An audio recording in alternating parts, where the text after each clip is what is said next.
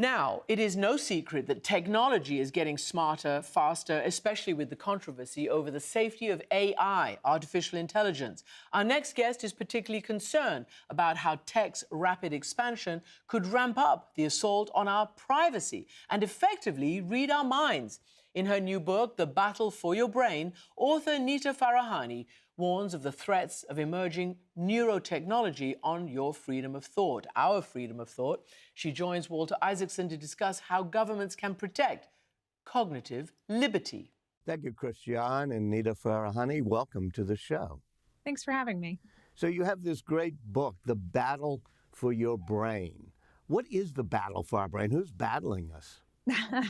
Well, I think the battle is underway to really gain access to our brain activity and to get to a world of greater brain transparency. That is, being able to peer into our brains, collect the data that's there, commodify the data that's there, and really change our brains and mental experiences. But wait, who's doing this? Well, fair enough. So the battle that I'm referring to is really the broader battle by corporations and governments to gain access to the brain. So this is everything from the coming age of brain wearables and neurotechnology, which we can talk about what that means, to government attempts to access the brain, whether that's through interrogating criminal suspects or the development of brain biometric programs, or even purported brain control weaponry that's may be underway in other countries. Well, so let's start with that technology. You talk about neurotechnology. That means that somebody, perhaps with our permission, because we decide to buy some device, will sort of read our brain waves. Is that approximately right? That's approximately right. So people are already accustomed to having sensors that pick up their heart rates or their breaths or even their sleep patterns. The idea is that brain sensors have already been put into devices. Right now, they're largely niche applications with headbands worn across the forehead, but companies from Meta, Snap, Microsoft, and even Apple are starting to embed brain sensors that can pick up the electrical activity in our brain into everyday devices like earbuds or headphones, the soft cups around them with brain sensors, watches that could pick up brain activity as it goes from your brain down your arm to your wrist. And the hope of these technologies is to really open the brain up for ways for people to be able to track their own brain activity, reduce their stress levels, improve their focus, navigate through our augmented reality and virtual reality, or even become the way in which we interface with the rest of our technology. So tell me, what information could it read? So right now, the advances that have been made have been pretty startling, largely because of improvements in artificial intelligence, in pattern recognition, plus the miniaturization of sensors that can start to pick up electrical activity. These aren't mind-reading devices. They're not literally decoding the thoughts in a person's mind. What they can do is pick up different brain states that reflect emotions. So are you happy or sad? Are you bored? Is your mind wandering? Are you paying attention? Are you focused? Are you tired? With additional probes in the environment, so for example, if you're playing a game and something is embedded into the game platform, like a subliminal message, researchers have shown it's possible to even probe the brain for information like a PIN number or an address or your political preferences or beliefs or desires. But if I'm wearing one of these things, it's because I chose to. It's because I want to have a better interaction with the machines around me, or maybe with the game I play. Maybe it's an Oculus Rift. Maybe it's some virtual reality thing. You talk about cognitive liberty. Isn't that part of my liberty to say, hey, I want these things? Absolutely. So I talk about cognitive liberty as the right to self-determination. That includes both a right to access the technology and learn what's happening there or enhance your brain or change it, but also a right from interference. So Walter, you say you intentionally would make the choice if you wanted to use the devices. That won't be true for everyone. And already in workplaces worldwide, employees have been required to wear brain sensors to track their fatigue levels, to track their attention or their focus, or even their emotional levels in the workplace. And in China, there are reports that people have even been sent home for work based on what their brain activity reveals. Similarly, students in classrooms in China and other countries have had their brain activity monitored by mandate to have to wear these brain wearables. It's happening in criminal justice systems worldwide, where police are interrogating people's brains to see if there's recognition of crime scene details. So cognitive liberty is about both your right to make a choice, to navigate through a game, to be able to swipe with your mind or type on virtual keyboards, but also to not have both the devices mandated, nor interference or collection of your brain data or manipulation of your brains, which can happen too. These aren't just read devices. Many of them are also write devices to the human brain. So you talk about it happening in China, where it's mandated that people have these wearables. Is that done at all in the United States or in the West? So I am not familiar in the U.S. of any mandated case of it specifically, except for one, which is there's a company that is called SmartCap who've been selling their LifeBand device that's embedded with electrodes, with sensors that pick up brain activity. They've used this product with enterprises, with companies worldwide who use it to track fatigue levels of employees. It's not that different from driver assist technology, which is in some trucks and cars. The difference is it's being trained on the brain to pick up that electrical activity that signals a person's fatigue level. They've reported that they've partnered for a trial with a North American trucking company to test out SmartCap. And I suspect there will be increasingly more examples of employers starting to integrate that. Employers during the COVID pandemic, especially during work from home, started to introduce a significantly more number of productivity tracking software programs on employees' work from home devices. I don't think it's a far stretch to imagine in a world where surveillance in the workplace has increased significantly that certain kinds of sensors might be integrated, at least in limited context, here, even here in the United States. Well, let me ask you about the smart caps that could be put on truckers to see if they're getting too fatigued. Once again, that sounds like a pretty good idea to me. Am I wrong? So I actually think that done well, at least for something like long haul truck drivers or pilots or miners, that the balance of the interest of the individual in that case for their mental privacy relative to the societal risks of somebody barreling down the highway while they're asleep may favor tracking the individual's sleep. The right to cognitive liberty looks at the balance between societal and individual interest. And one thing that SmartCap is doing really well is they're minimizing the data that they're collecting. You could collect a lot more information from the brain and mine it if you're an employer. SmartCap overwrites all of that data on the device itself.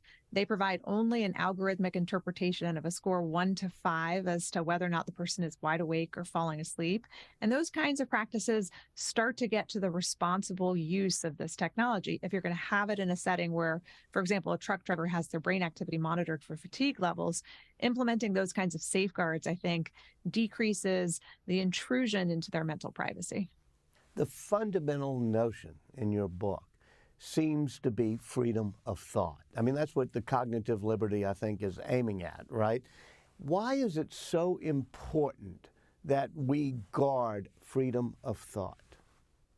So I think freedom of thought is really, as you say, foundational to this concept of cognitive liberty. I interpret it more narrowly than the concept of mental privacy, which is why I include mental privacy as part of it. There's a lot that happens in our brains, from automatic responses to emotions to basic brain states, that mental privacy would cover. Freedom of thought gets at that inner monologue, our thoughts, that space for private reprieve, which I think is so fundamental to human flourishing.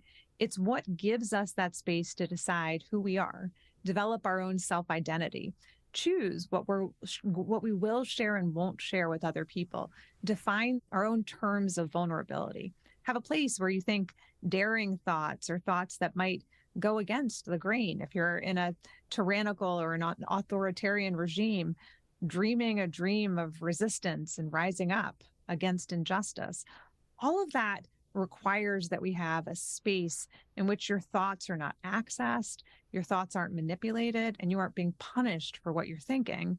And I worry when we breach that final domain of privacy, that space for private reprieve, that it will be very difficult for people to be able to continue to cultivate that kind of inner monologue.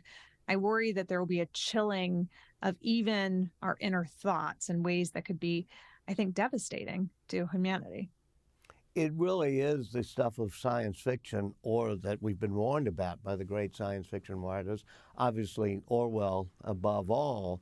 But so much of this is what happens when machines can read our brains. I think that's right. And, it's an anxiety you see repeated, not just with neurotechnologies, but increasingly with generative AI. People worry a lot about our ability, for example, to resist manipulation. Take, for example, the cognitive biases or the shortcuts that our brains use to be able to have selective attention to different things in our environment, or to be able to tell, like, of all the things, the threats that are coming at me, that one is the tiger to which I need to pay attention to. When technologies are designed to take advantage of those brain shortcuts and heuristics, it can be very difficult for us to resist, difficult to not return to our phones over and again, to platforms, or say, like, okay, I'll watch one more episode. And cognitive liberty is about that too, which is to try to define the line between persuasion and manipulation, to try to enable us to think freely in a world in which technologies are being designed to try to compete for, if not dominate and take over our attention. Well, you call it neuromarketing in your book, which is this notion that, companies could sort of manipulate your thinking as it goes along. And it's ever been thus. I mean, I think it was John Kenneth Galbraith who writes about how advertising is doing that subliminally. Why is this much worse, and what are the technologies that's going to do this?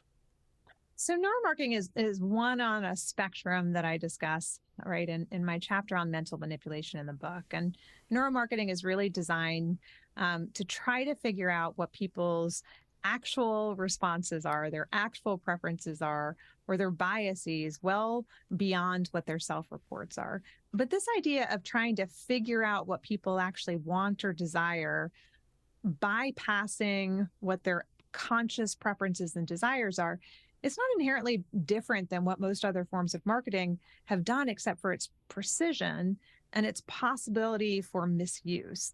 So, for example, one of the techniques that I talk about is a technique called dream incubation. This is another form of neuromarketing, but what it does is it tries to find the moment at which people are in the most suggestible state to market to them, when blood flow hasn't fully restored to all parts of their brain after being asleep, and then to use that moment to try to create positive associations with brands.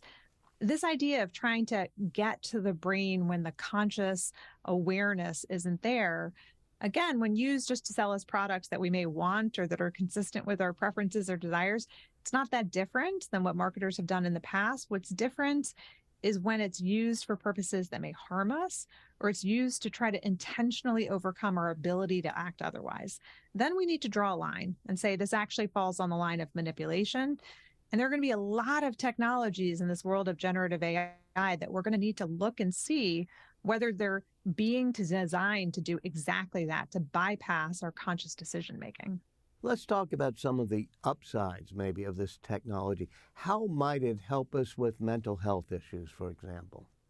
So I think that's one of the biggest reasons and drivers, Walter. The reason why I think people will embrace the technology is because it does have extraordinary potential for our mental health and well-being. I think it's pretty stunning that, people are able to tell you everything down to their cholesterol levels or the number of steps that they've taken each day, but they know virtually nothing about what's happening in their own brains.